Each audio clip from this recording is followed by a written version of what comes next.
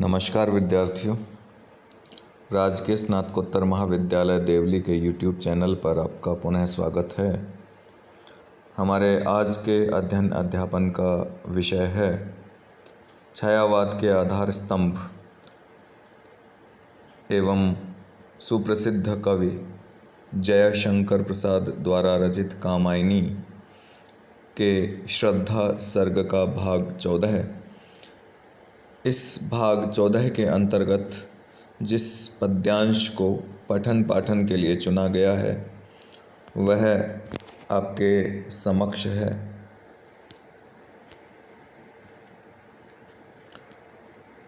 आइए सर्वप्रथम इस पद्यांश का सस्वर वाचन करते हैं।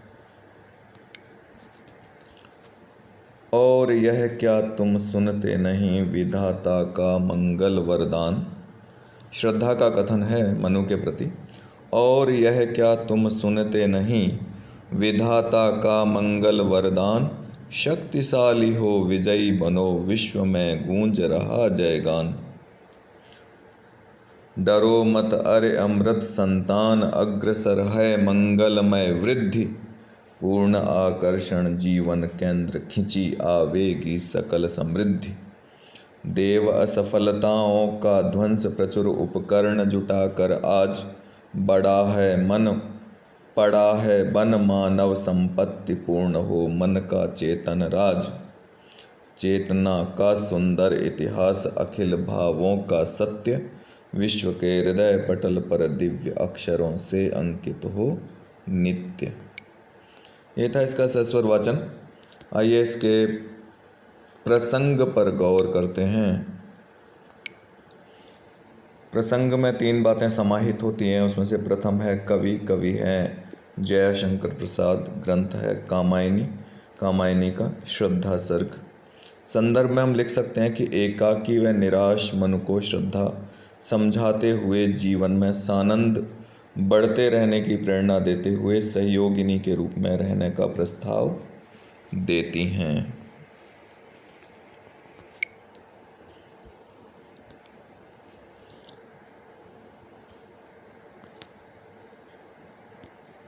आइए इस पद्यांश के कुछ कठिन शब्दों पर गौर करते हैं।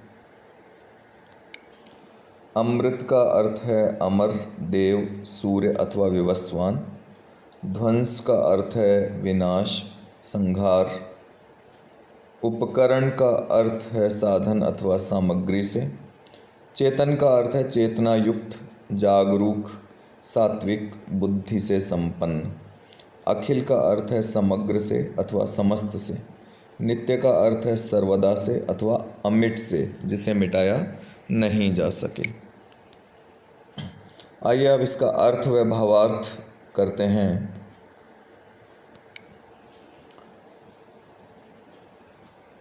और यह क्या तुम सुनते नहीं विधाता का मंगल वरदान, शक्तिशाली हो विजयी बनो विश्व में गूंज रहा जयगान।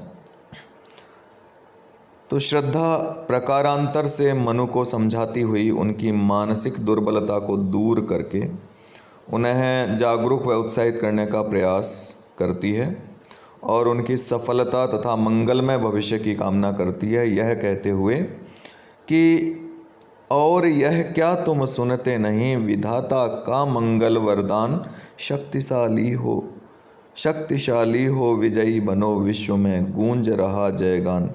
कि तुम इस बात का अनुभव करो कि ईश्वर ने तुम्हें मानसिक और शारीरिक शक्ति का अप्रतिम वरदान दिया है। तुम जीवों में सर्वश्रेष्ठ हो। तुम्हारा आवश्यक कर्तव्य है कि तुम उसका सदुपयोग करो।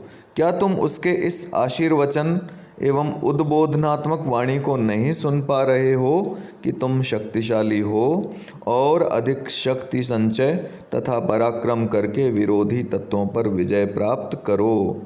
तुम्हारी सफलता ध्रुव निश्चित है। जिस प्रकार ध्रुव तारा अटल है, ध्रुव निश्चित है, उसी प्रकार तुम्हारी सफलता भी सुनिश्चित है। तुम्हारी जय जयकार का तुमुल नाद संपूर्ण जगत में प्रतिध्वनित हो रहा है। डरो मत अरे अमृत संतान, अग्रसर है मंगलमय वृद्धि, पूर्ण आकर्षण जीवन केंद्र खिंची आवेगी सकल समृद्धि।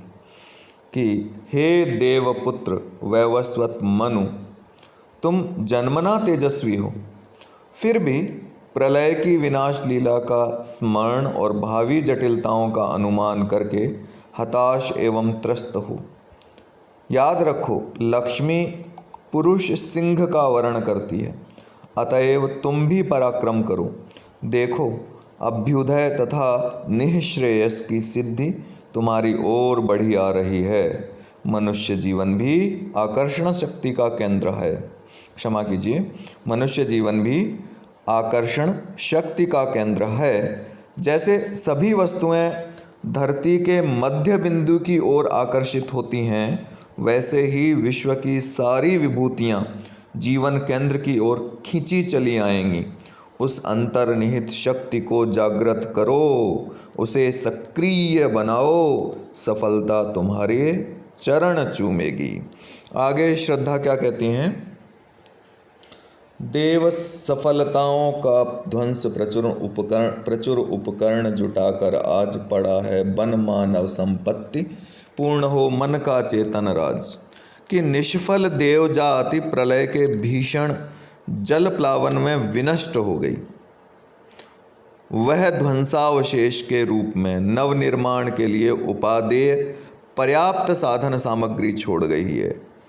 स्मरण रखना चाहिए कि नष्ट किए हुए स्थान पर ही सृजन संभव होता है। वह अवशिष्ट सामग्री ही अब मनुष्य जाति की संपत्ति है, उसको उत्तराधिकार के रूप में प्राप्त हुई है। तुम उन साधनों का समुचित उपयोग करके सात्विक बुद्धि एवं दृढ़ संकल्प के साथ मन के अनुकूल नवीन सृष्टि और नई व्यवस्था का विकास करो। देव संस्कृति के खंडहर पर नई चेतना से अनुप्राणित मानवीय सभ्यता तथा संस्कृति की प्रतिष्ठा करो। तुम्हारा सत प्रयास अवश्य सफल होगा। आगे कहती हैं, चेतना का सुंदर इतिहास अखिल मानव भावों का सत्य, विश्व के हृदय पटल पर दिव्य अक्षरों से अंकित हो नित्य। तुम मेरे सहयोग से ऐसी अभिनव सृष्टि का प्रवर्तन करो जो नई चेतना से अनुप्राणित हो और मानवता का मनोहारी मनोवैज्ञानिक इतिहास बनने में समर्थ हो सके। ऐसी नूतन सभ्यता एवं संस्कृति का विकास करो जिसके मूल में समस्त उदात्त मानवीय भाव जैसे अहिंसा, करुणा, सहानुभूति आदि चिरंतन सत्य के रूप में प्रतिष्ठित हों और जिनका उज्ज्वल चित्र संपूर्ण जगत के मानस फलक पर अमिट स्वर्ण अक्षरों में लिखा जा सके और वे उत्तम भाव आगामी पीढ़ियों के आदर्श बन सकें, आगामी पीढ़ियों का मार्गदर्शन कर सकें तथा युग युग के पुरुषों को पुरुषार्थ की प्रेरणा देते रहें। ये हो गया इसका अर्थ एवं भावार्थ। आइए अब हम इसके कुछ विशेष तथ्यों पर गौर कर लेते हैं। लिख सकते हैं कि श्रद्धा मनु को समझाती हुई उन्हें जागरूक व उत्साहित करने का प्रयास कर रही है और उनकी सफलता व मंगलमय भविष्य की कामना भी कर रही है। दूसरी पंक्ति में, पद्यांश की दूसरी पंक्ति में कारण के पूर्व ही कार्य का वर्णन कर दिया गया है, अतः उसमें अतिशयोक्ति का एक भेद अत्यंतातिशयोक्ति अलंकार विद्यमान है, साथ ही परिकर व काव्यलिंग अलंकार भी विद्यमान हैं। जो पहली चार पंक्तियां हैं उसमें प्रसाद की, कवि जयशंकर प्रसाद की राष्ट्र भावना शक्तिमत्ता के साथ मुखरित हुई है।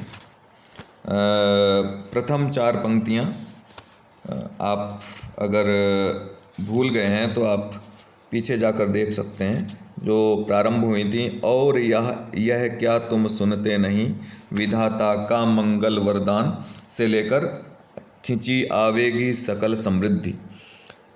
इन पंक्तियों में जो प्रसाद की राष्ट्र भावना है वह बहुत ही प्रभाव के साथ मुखरित हुई है और प्रायः इनकी तुलना प्रसाद के द्वारा ही रची गई उन पंक्तियों से की जा सकती है जिसमें वो कह रहे हैं, अमर्त्य वीर पुत्र हो दृढ़ प्रतिज्ञ सो चलो, प्रवीर हो जई बनो बड़े चलो बड़े चलो।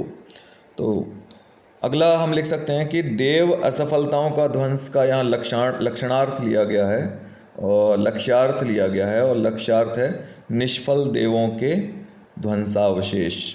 और जो अंतिम 4 पंक्तियाँ हैं पद्यांश की, उनमें रूपक तथा आक्षेप अलंकार विद्यमान है, और पूरे पद्यांश में अनुप्रास अलंकार तो है ही है।